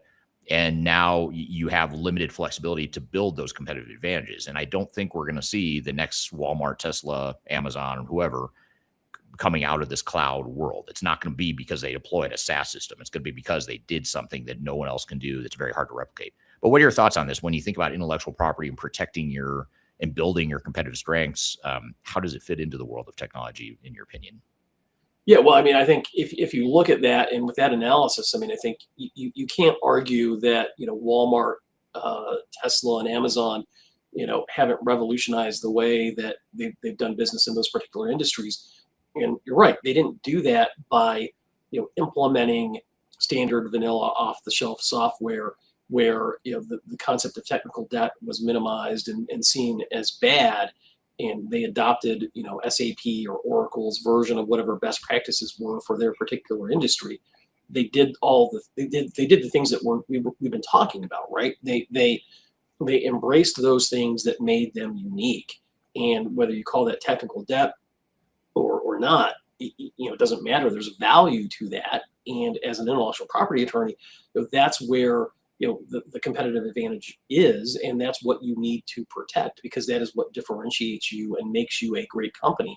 And again, if it's a race to the bottom by implementing homogenized cloud-based systems that have the same vanilla best practices for everybody, that's not doing your business any favors in some ways. I mean, I think it's efficient, it's cheap, but what are you giving up, for the benefit of that efficiency gain? And you're very much giving up, the future of your company in some ways. I mean, that sounds incredibly dramatic, but if you look at it in the context of this question, that's right there.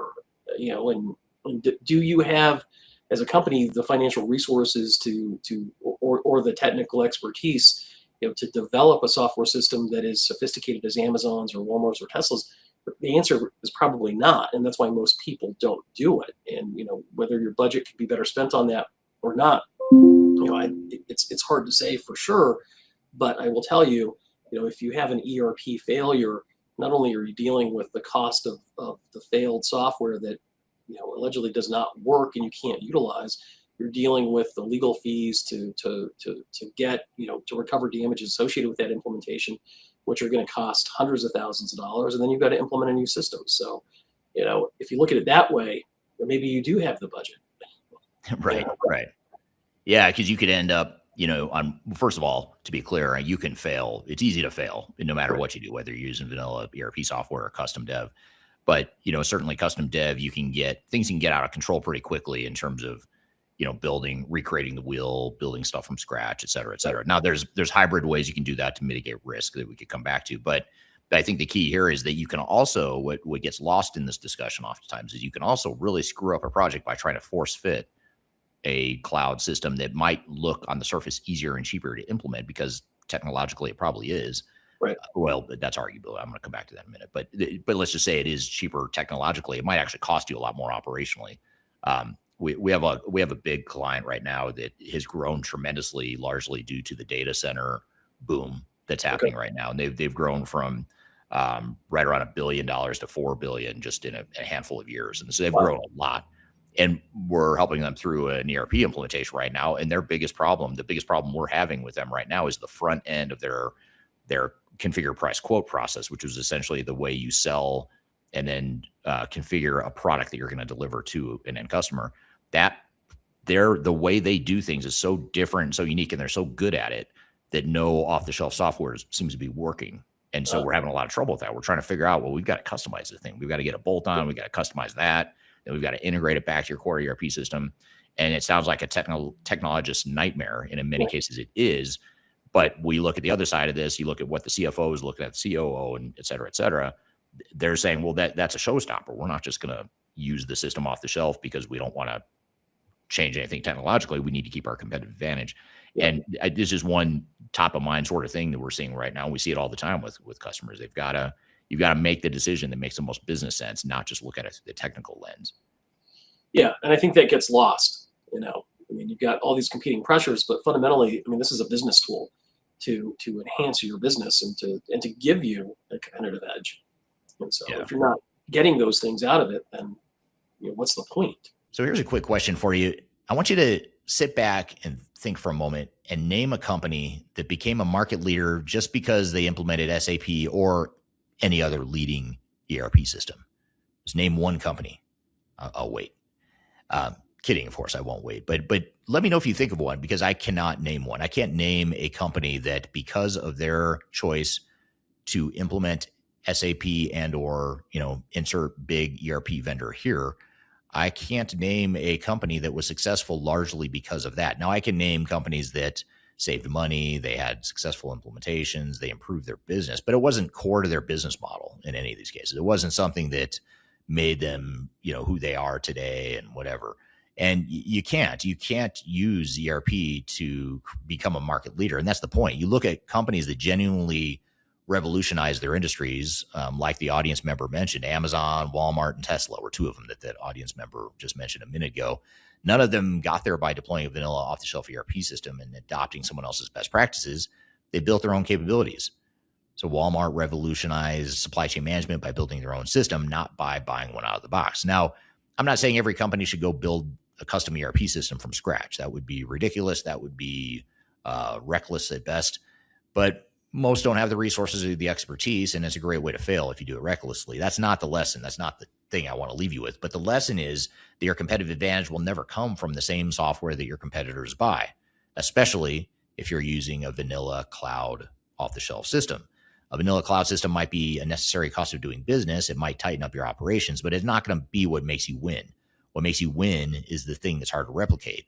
And that thing almost always requires some flexibility, some customization, some part of your stack that's uniquely yours. So as we race towards homogeneized, again, that word I made up, how about I just say homogeneous? So as we race towards homogeneous, one-size-fits-all cloud system, you have to ask yourself, if everyone in my industry is running the exact same vanilla software the exact same way, where does my advantage come from? Because I don't think the next Amazon or Tesla is going to emerge from a SaaS system that everyone else is using too. And by the way, there's a middle ground. It's not a pure build or buy. Platforms like Salesforce let you buy the core and build your own extensions on a common supported tool set. In those cases, you get the differentiation without the nightmare of a fully custom system that only you can maintain. And that's often the smart play. And it's not just Salesforce. It's you look at what NetSuite is doing. NetSuite is starting to open up their ecosystem to third-party developers and custom apps. There's platform as a service, workflow automation type tools. Rapid is an example that was founded by Jan Bond, who founded Bond Software years ago. So there's a lot of different systems that allow you to use a common tool set to create something that's unique to you, that is going to be hard to replicate because it's unique to you and it's your intellectual property. It's your secret sauce. HelloPilot says customizing Dynamics 365 these days is easy. I don't know if it's easy, but it's probably easier than it was, especially with Copilot and other AI tools you can use to be doing that. HelloPilot just makes a very wise suggestion saying that don't fail. Good advice. Do not fail. Right. Yeah, HelloPilot has all the answers. And actually, HelloPilot has another really good comment here. And I'm just, thank you for the comments, HelloPilot. I'm kidding when I sound facetious like that. But HelloPilot says the market is changing. It's a mosaic world and AI will allow easier customization. I think that's a huge point that we haven't really touched on yet. Customization is not what it used to be. It doesn't require as heavy of a lift as it used to. And now you've got more tools at your disposal to be able to customize or to custom build stuff. I'm not saying do it when you don't need to, but you've got to be strategic about when and where you do that. And there might be parts of your business where you need to do that. Are you seeing more customers that are heading down that path or that are considering more custom build type stuff? Or we're not necessarily seeing more custom builds. I mean, we're seeing the adoption of kind of traditional ERP systems that we've all heard about. But what we are seeing in another part of our practice is really the rise of vibe coding and software companies that are emerging where they appear to be credible threats to enterprise technology in the value add that they say that they offer is where you can essentially vibe code an entire back-end software system to run your business. And I think that raises a tremendous amount of intellectual property and legal issues because the way the law is structured right now with respect to intellectual property is if the AI tool has created the output, that's not protectable from an intellectual property standpoint, certainly from a copyright standpoint. And there are nuances here that I don't want to go down the rabbit holes, but as a general concept, this is accurate. And the implication for that is, okay, well, if I'm utilizing artificial intelligence tools to make customizations and modifications to address unique business processes that give me a competitive advantage, you have to understand and acknowledge that you may not own those modifications and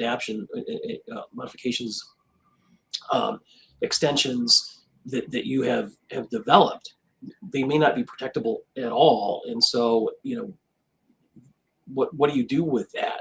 You've got a unique process that is protectable, that is facilitated by a piece of functionality that fundamentally is not protectable. And so anybody then could take that piece of functionality and replicate your trade secret. And it's a huge issue. That's really interesting. Yeah. I don't recall a client ever bringing up that topic or that question, that risk, that concern. Yeah. Very telling. Nobody is thinking about that at all. And I think this area of law, intellectual property ownership with respect to artificial intelligence is rapidly evolving. I think it's starting to kind of mature But where it's going to end up, we're not exactly sure. But right now, the state of the law is if there is not substantive human intervention in the development of that modification or customization, and it's done primarily by artificial intelligence, the artificial intelligence modification that you have developed is not protectable from an intellectual property standpoint. And so what does that do to your competitive advantage? So, I think AI in the context of software development is certainly transformative. And I think, it does and will make modifications and customizations easier, but the ownership of those modifications and customizations is really a question mark. Yeah, absolutely. There's a few questions over here on LinkedIn I want to get to in just a minute. But before I do that, one thing that I forgot to mention earlier, but it's better late than never, is that, Marcus, you're going to be speaking at our annual Digital Stratosphere Conference coming up in September in Denver, Colorado, September 9th to 11th. It's our seventh or eighth one, and you've spoken at and sponsored every single one of them. So again, not only are you the most recurred, most frequent guest on this podcast, but you are also the most frequent speaker and sponsor of our Stratosphere event. You helped us put together the very first one and have done so ever since. But you're going to be speaking at it again, and Taft Law will be involved again. So really excited to have you guys, and I do want to invite the audience here to learn more about the conference, because we just published the agenda, the speaker list. You can scan this QR code right here, and it'll take you to the event page where you can learn more about that event. But you can join it in person in Denver, get to meet Marcus and I and a bunch of other speakers. If you can't be here in person, you can also join remotely. You can buy a virtual pass where we'll stream it live. We take questions from the people on the stream as well. So really hope you guys can make it. Just scan this QR code if you want to learn more about it. And it's a great event. It's a lot of fun. It's good networking, good peer networking, good lessons from other people. And it's also independent tech agnostic. So it's not meant to sell you on any software of any sort. It's meant to just help you understand some of these lessons we're talking about here today. Yeah, I can't speak, highly enough of this event. It's something we have been involved in as a firm, and me personally since the very beginning. And there's a reason for that. We believe in it. The speaker lineups are almost always amazing. You've had Jan Bond at a couple of them. His insights are always super interesting. Emma Roloff, I think, has been a past sponsor as well and speaker. I haven't looked at the lineup yet. So I'm not sure if those people are speaking this year, but you're always in for a treat in the educational value of the conference is really high. And I think, if you're about to embark on a digital transformation, you're in the middle of one, or one is on the radar, this is, I would say, a must see or must attend type of event. So what you're getting into. You've got insights from leading experts in the field. So it's a good event. Yeah, and love to see you all there. It's a good time, and I learn a lot every time. I love doing it, and even just seeing you speak. I've seen you speak so many times. I've had you on this podcast so many times, and every single time I learn so much. So, me who've heard you speak 20 times or more or whatever through conversations and presentations, I still learn. So I think no matter how smart you think you are, or that you might actually be, there's always something to learn here with this group that we have. So here's I want to get to some questions and comments here on other social media outlets here. Lena says IP stands for International Project. No, it stands for intellectual property. I can't tell if she's kidding or serious, but just in case anyone here is questioning what does IP stand for, it's intellectual property, at least the IP we're talking about here. Right. Question or a comment from Serge, building on what we just talked about. Serge on LinkedIn says, if the make or buy analysis says build, you should build. The one caveat I'd throw in here to what you're saying, Serge, I totally agree with you. I would just say the analysis itself needs to be done by someone other than your software vendor that's trying to sell you software, because they're gonna put together a business case that's going to show you how amazingly powerful that ROI is going to be if you don't build, if you just use the buy aspect of things. And the other thing too, one thing I haven't mentioned that I think is worth noting here is when we talk about build and buy, it's not either or necessarily. There's a hybrid, sort of a gray area too. You could do a partial, buy a platform, like for example, Salesforce. You can go buy Salesforce as your CRM system, but then you also have access to the entire platform of third-party apps and tools you can use to either build your own apps on the Salesforce platform, even outside of CRM, and or you can go find someone else who's built a third-party app on that platform. So you can do it in a way that leverages common tools and gets you out of that risk of having this system that only you know how to operate, because you have other people in the ecosystem that know how to use it. So there is a hybrid there you can do too, which I think a lot of companies gloss over, don't realize. Let's see. Oh, here's a good question that's right up your alley, Marcus. This is from John on YouTube. John says, if you're implementing a major off-the-shelf enterprise software system, is it a best practice to hire a contract or governance attorney? If so, how and where in the world could I find one? I'm sure you have some thoughts on this, Marcus.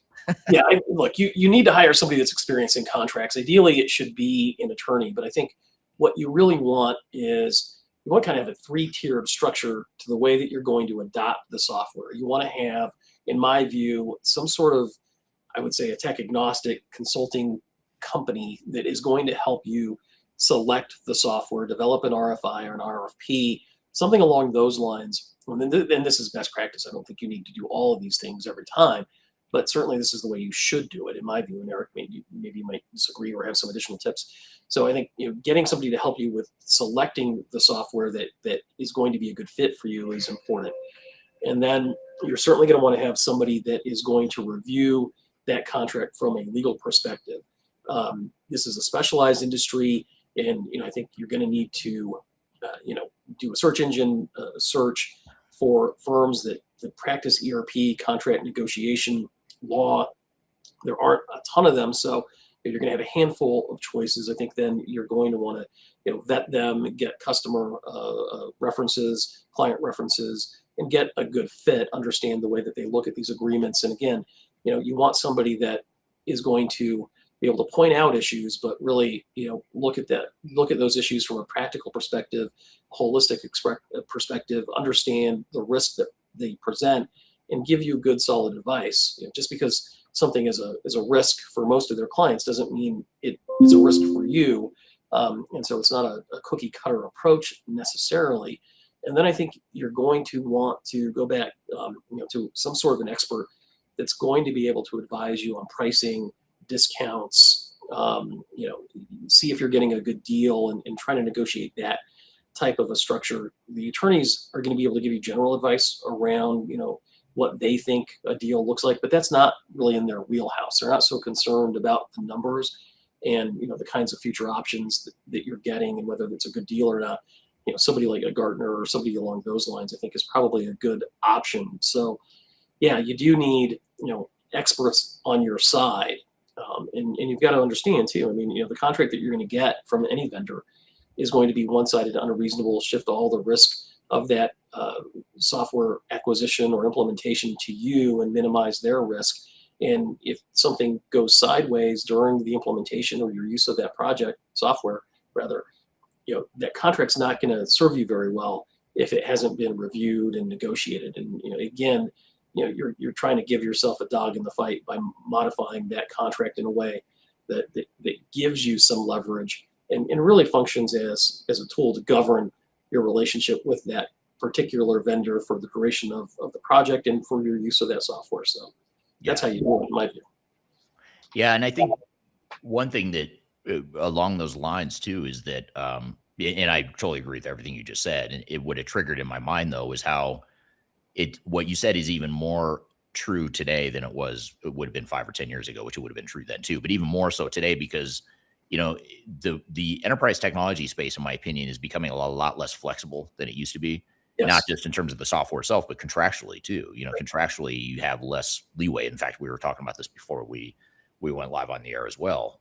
Tell me what your thoughts are. Like, what trends are you seeing from a contractual leverage and negotiation perspective as it relates to software vendors here in 2026?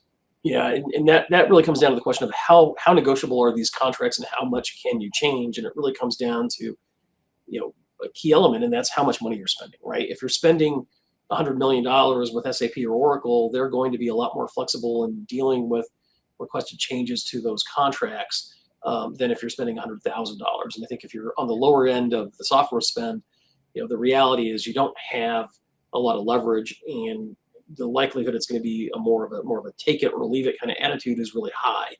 If you're spending a reasonable amount of money, on a critical piece of software that's going to run your business, you want to make sure that you know what to ask for And you need somebody experienced in this. I'm not trying to tout my experience or say, pick me for this, but you're going to want to be dealing with somebody that knows how Microsoft operates from a contractual standpoint. You're going to want to know or deal with somebody that knows how Oracle or NetSuite operates and what they can ask for, based on the leverage that you have. And it's highly inflexible right now. And the mantra from most of these vendors is, well, we don't change our software because this is a delivery model that is company wide and across our customer base, so we can't accommodate one-offs. That is a lie. Okay, that is not true.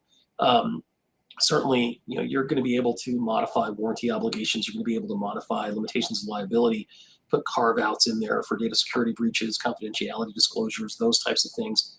You're going to want to have solid remedies for breaches of warranties. You're going to want to be able to get out of that contract and know what happens, get your data out of that contract. So, there's a lot that can be negotiated. You just need to know what to ask for and what a vendor is most likely going to accept. And that's where, the real value add utilizing people that have done this before comes from. Yeah. Yeah, absolutely. Yeah. And I think, this is becoming even more true as well over time because, I think you look at the mass amounts of money that are to be made in the enterprise technology space. That's when you start to see irrational. Well, it's actually very rational, but it may seem irrational to people like you and I, Marcus, because we look at it more from the customer perspective and you think, well, why would a vendor do this? And then if you stop to think, you're like, well, it's because they're going to make so much money. Yeah. If I can get everyone to a homogeneous model, if I can get everyone onto my cloud SaaS solution, it's easy for me. I can scale that. I'm more profitable. Investors love it. I get heavily compensated as an executive if I can get more people on this recurring subscription model. So there's a lot of money that drives irrational, but also very rational behavior that, in my opinion, harms customers. And I think more than ever, you need someone who's just on your side. They're not here to make vendors happy or to have a bias for or against any one vendor. It's more about the only bias. You should have advisors whose only bias is to make sure you succeed. That's all that matters. It doesn't matter what software you buy. It doesn't matter how you do it or how you get there. It's more, are you going to succeed or not? And that's where I think people like you and I can help. Yeah, 100% agree with that. Yeah. John said, thank you, gentlemen, on your time and advice. FYI, I ordered your first book, EK. Thank you for buying it. Buy all three while you're at it. I'll sign them for you if you do that. So, but that's a good start to buy the first one. Lena said, thanks for the clarification. Has to drop off. She wants me to like and comment on her post. And everyone watching here, if you follow Lena Karloviskia on LinkedIn, be sure to like and comment on her post. And then one last question, and then we'll wrap it up here, Marcus. But this is an interesting thing because I think this is a good question, but it also raises doubt to what you and I have been talking about here today. And this is from Lean on LinkedIn. Lean says, but who's responsible for AI vibe code when things go wrong? And this is a valid point, but I also think that it's a big enough fear that a lot of companies will say what you just said, Marcus, and what you said, Eric, about custom build and, creating your own proprietary technologies. It's a terrible idea because I don't want to have to manage that going forward. Especially if I build it using vibe code or whatever. Yeah. What are your thoughts on this? I mean, it is a risk. It's a real cost, but how do you navigate that?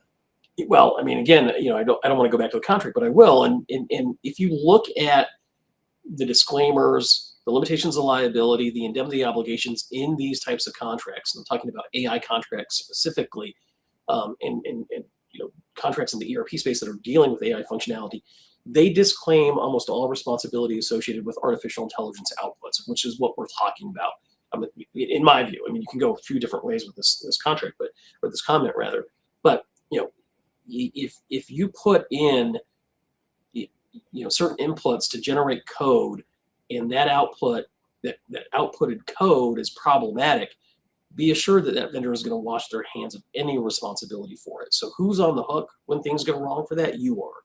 And you're not going to have very many contractual rights to go after the vendor if their contractual obligations are going to end with their build of the system, the functionality that you're utilizing to generate the outputs. That's not true with every vendor, and there's ways to get around that from a contractual perspective. But this is why it becomes important for somebody to look at these documents, because they can account for these things and try to give you, some reasonable path forward if something does go sideways. And it's going to be challenging to hold any AI vendor's feet to the fire for outputs that go sideways. But there is language that you can put into those contracts that is going to mitigate your exposure, to their ability to just walk away, and you maximize your ability to hold them accountable for it. Yeah. So that's good advice. What advice would you give if you could, just as a capstone closing question here, if you could spend 60 seconds in a boardroom with the executive team as they're making their decision to move forward with the digital transformation or a big IT investment of some sort, what would the headline advice be that you would give to an executive team as it relates to all the stuff we're talking about here today? I would dumb it down, and I would say, think about two things primarily. Think about flexibility and think about control. Okay. You want to be able to utilize the software in ways that make sense for your business. So that gives you the flexibility. All right. Flexibility meaning that you can run your business the way you want to run your business, embracing your technical debt to the extent that it makes sense, and flexibility to avoid revenue generating events that are unexpected input on to you by that vendor. You're going to want to have some clarity as to what your costs are going to be over the lifetime or the life cycle of your utilization of that software tool. And then with respect to control, it really is, how do I control my data? How do I control what I'm putting into that system? How do I get it out? What costs are there associated with me utilizing my data in that system, and what's the value add? So for me, at a 10,000 foot level, it's really flexibility and control. And if you focus on those two things fundamentally, everything else should fall into place. Well, that's really good advice. I want to hone in on Marcus's closing advice, because if you remember nothing else from this episode, you just want to remember those two words that he said right there: flexibility and control. Really important. I think it's brilliantly said. I don't know that I could have summarized it better myself. And let's talk about both of them here. Flexibility, it means you can run your business the way your business needs to run, not the way the software dictates. It means you're embracing the customization that makes sense for you, and you're doing it selectively, but you're doing it deliberately. And it means you're avoiding the surprise revenue generating events where a vendor charges you to access your own data down the road. And it also ensures that you have access to the data and you have access to other third-party systems, and whatever you want to do with your business operations and your data, you should be able to do. You should not allow a software vendor to dictate to you how you can or can't run your business. That's my opinion. Now, you talked about flexibility. He talked about control, flexibility and control. Control means you decide what happens to your data, how you put it in, how you get it out, who can access it, what it costs, what the vendor's AI is and isn't allowed to learn from. And here's why it matters so much, and that is that one of three parties in any digital transformation, the vendor, the consultant, and you, the end customer, two of them are guaranteed to win. The vendor makes their money, the consultant makes their money. The only party carrying the real risk, the real operational risk, the one who has to live with the system for the next decade or two, is you.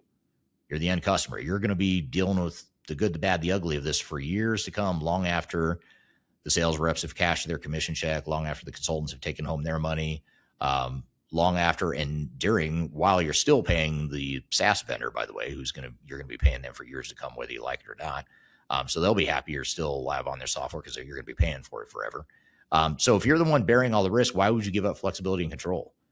The easy path is just give me best practice, just let the vendor handle it. It feels simpler in the short term, but that world doesn't actually exist, and it's definitely not a good long-term play, no matter how hard it's sold to you. So if there's one thing we can leave you with, you want to optimize for flexibility and control, get everything else, the pricing, the timeline, the discounts, advised by people whose only bias is your success. And I will admit I am accused of being biased all the time. I'm being biased for customers, and sometimes that means I'm biased against vendors and system integrators, and that's why, because I only make money from customers. I'll be 100% transparent and shameless about that. I am biased towards our customer needs because they are the only ones I make money from, and that's the way the world works. We're all making money from someone, so that's where the bias lies. And that's why when it comes to pricing, timeline, discounts, long-term flexibility and control, you want to be advised by people whose only bias is your success.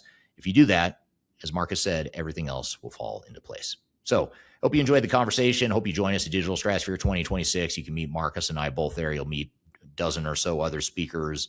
Hundreds of other peers will be there to interact with, engage with. So love to see you there. Again, go to Stratosphere 2026. I'll pop up the QR code here and include links below. You can learn more about the agenda, the speaker lineup, et cetera, et cetera. Be sure to check it out. Look forward to seeing you there. And be sure to check out past episodes of Transformation Ground Control. Just go to transformationgroundcontrol.com. You can find all the past episodes there. You can also subscribe to listen or watch every week, whichever platform you prefer.